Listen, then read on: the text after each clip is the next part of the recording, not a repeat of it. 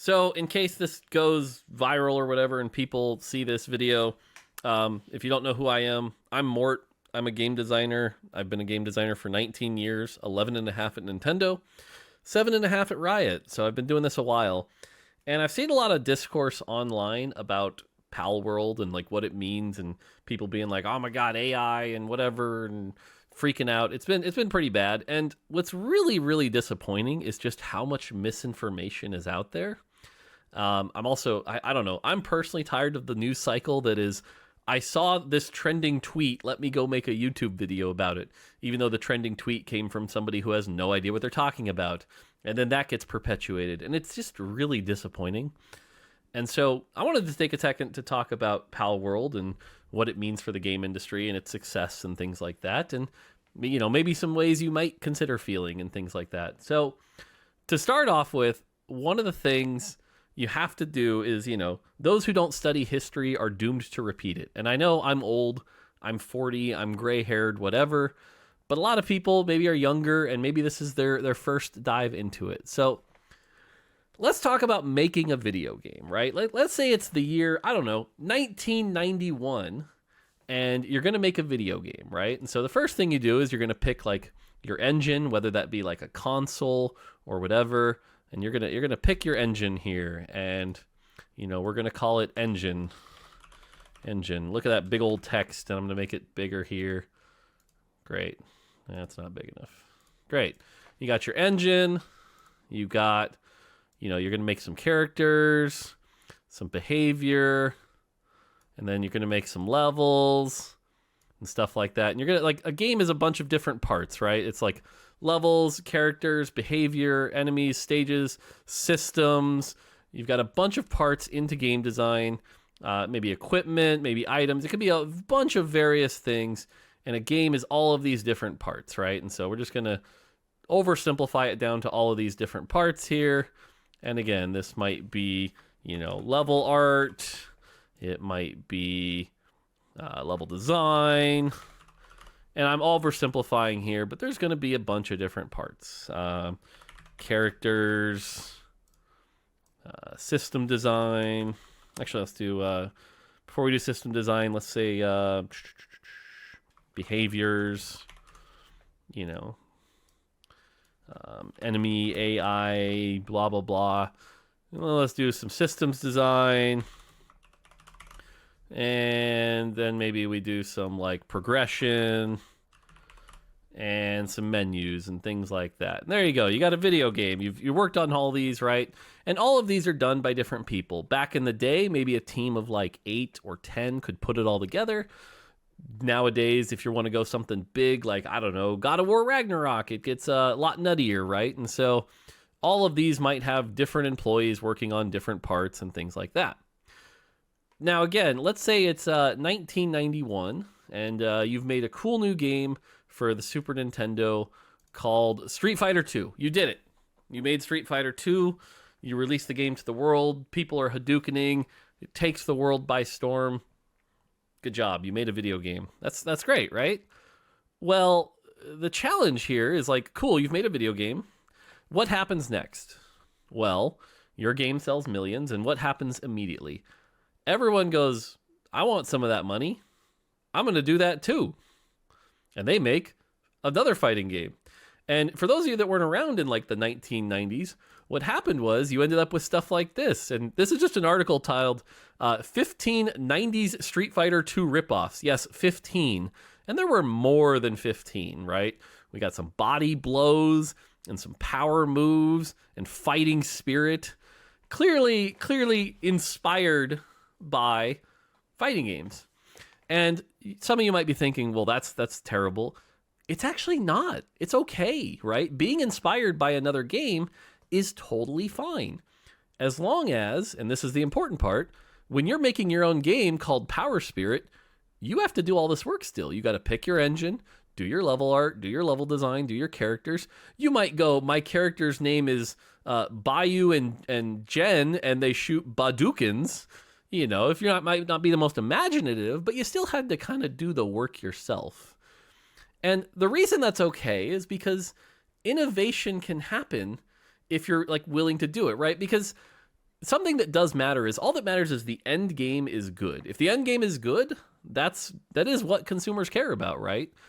And there was one clone from this era that, really stood out. Mortal Kombat, right? Like, now, could you debate that it had differences, but it was clearly inspired by Street Fighter, but they took their own approach, they added their own hook, fatalities and killing and stuff like that, and it was great. It was great, right? Mortal Kombat is a fun game, inspired a series. It was good. Should we be mad that Mortal Kombat copied Street Fighter?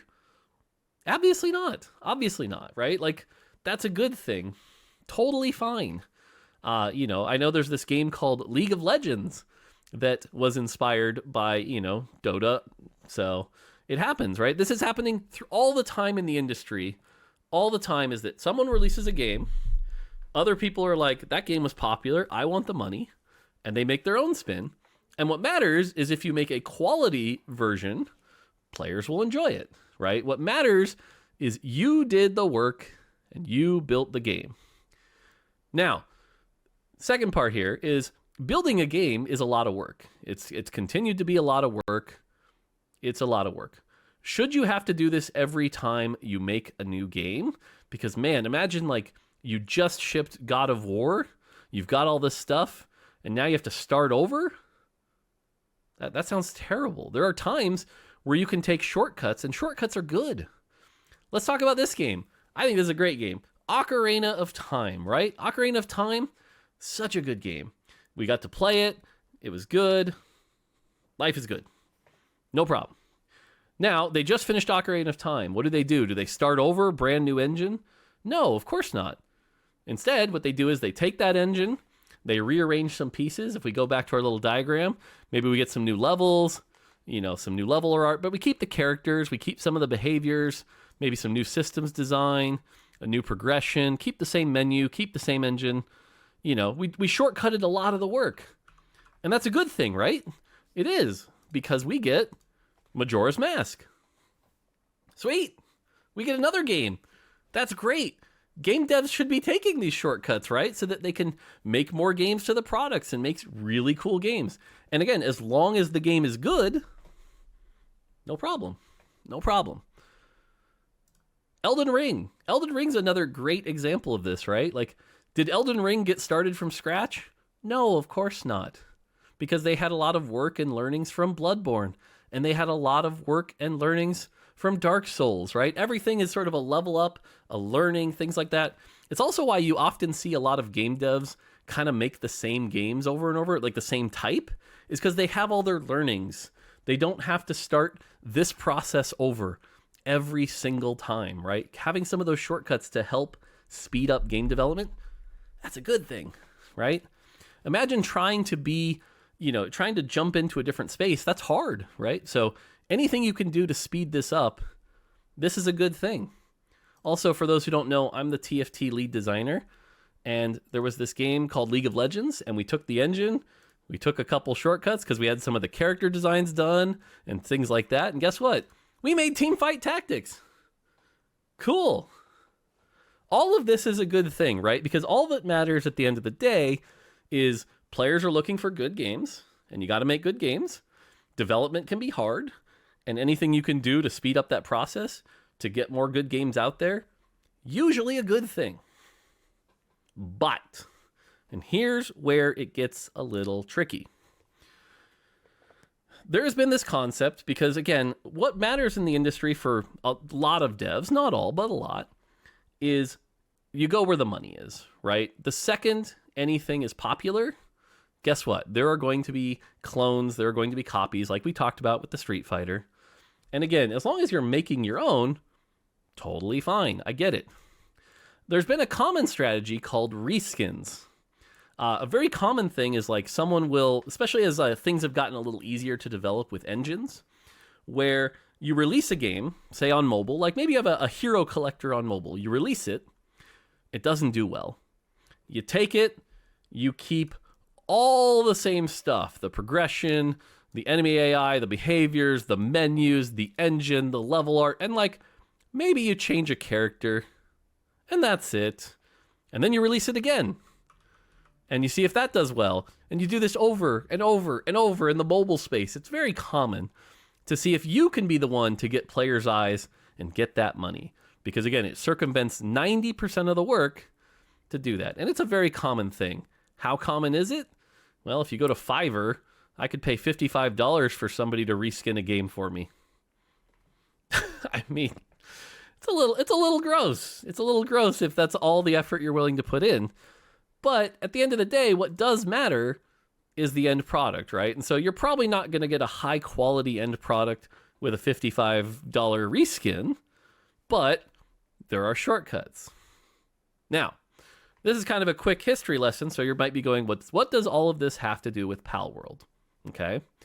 Now, everything from this point on is my speculation, okay? As a game developer, as someone who's been doing this for a while, I'm just going off what I see and what I understand and how games are made. And I'm going to show you something. Palworld's previous game was called Craftopia.